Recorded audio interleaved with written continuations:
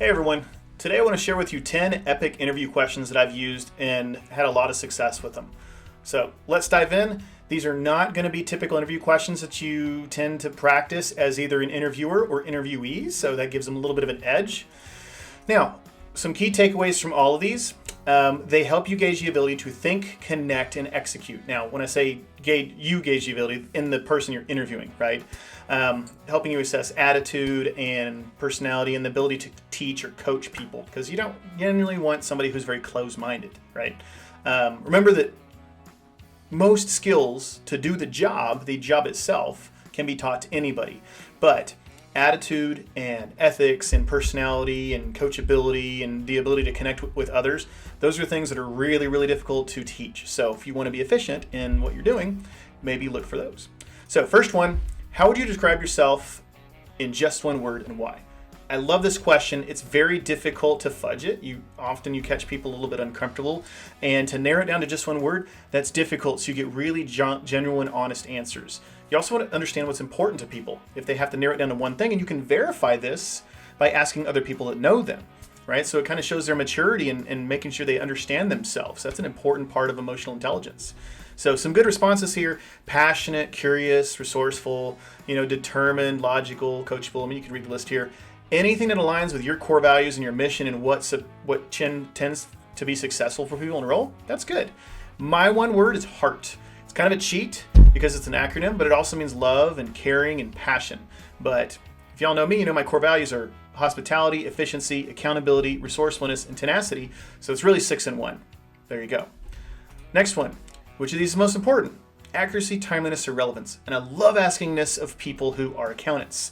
It really assesses the ability to think critically. What's important to people? How would they prioritize these things, right? And it also helps them.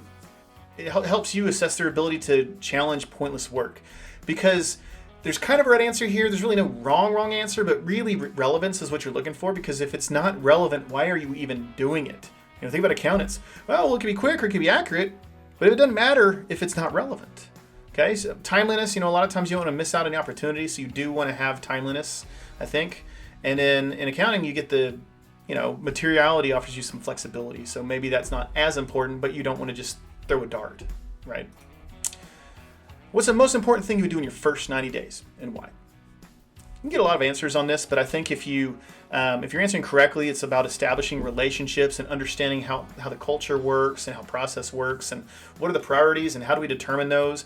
What's behavior, right? What's the cultural norm for good and for bad? And then learn the tool set. So this helps you understand their ability to do that and prioritize and their drive to continuously learn. Those are important things. And obviously align with others. That's what's more important than aligning with the mission and the strategy. When everybody's working in alignment, man, things get done. It's an awesome place to work. Tell me about a time you showed warm hospitality.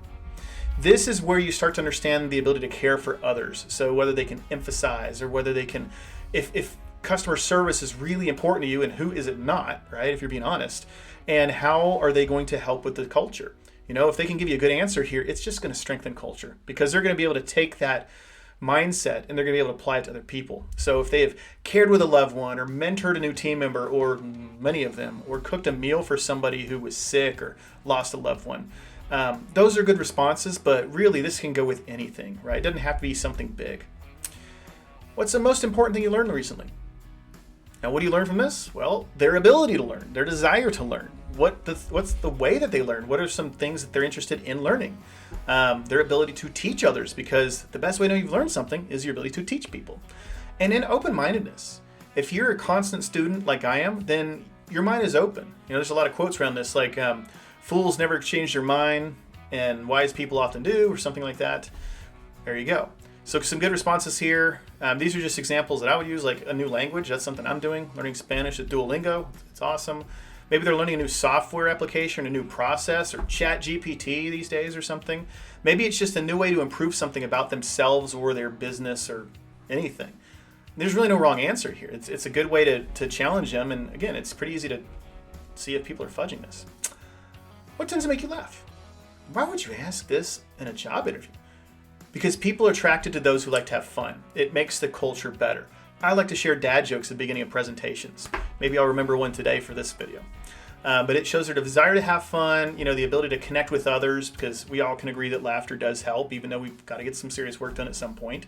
So it strengthens the culture. So anything related to the role or the company, any kind of inside jokes there, or the region or the geography. I mean, at the end of the day, anything that's not offensive is a good answer here. So maybe ask them their favorite joke. That might be a way to gauge that, whether it's appropriate or not. What do you find inspirational in a leader? I love this one. People think that leaders are the ones that manage people. Not true. You can lead without the title all the time.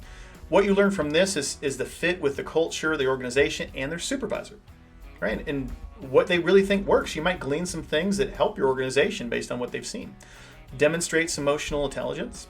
Helps identify leaders. Whether they're going to be in a leadership position now or later, this is something you can kind of put a note away in a file and reference it later.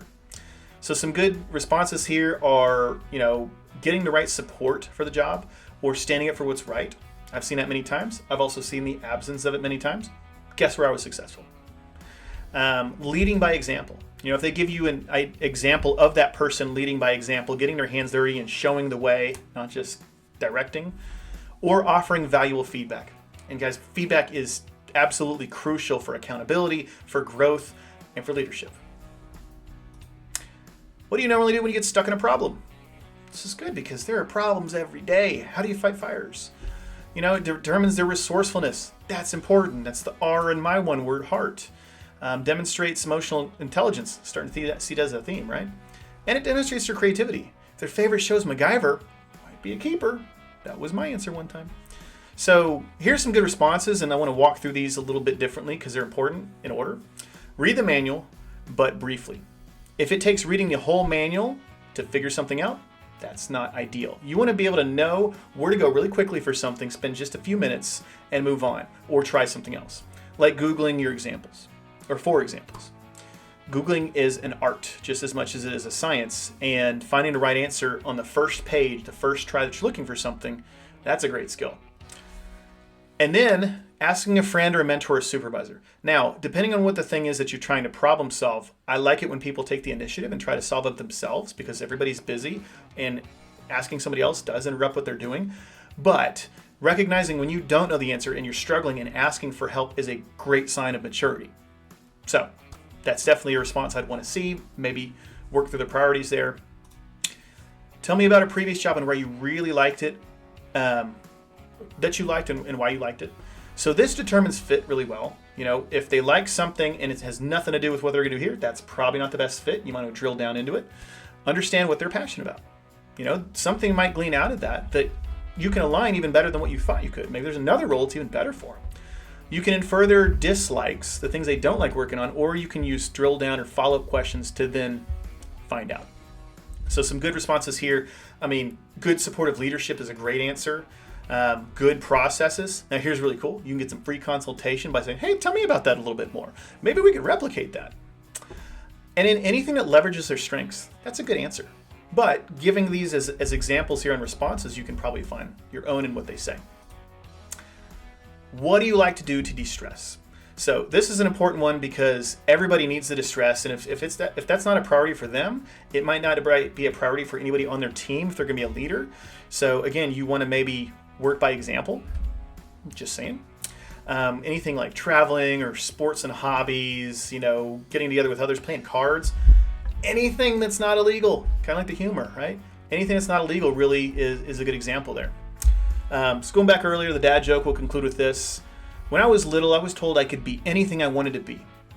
Then why am I getting arrested for identity theft? So with that, I'll leave you. Thanks for watching. Have an awesome day.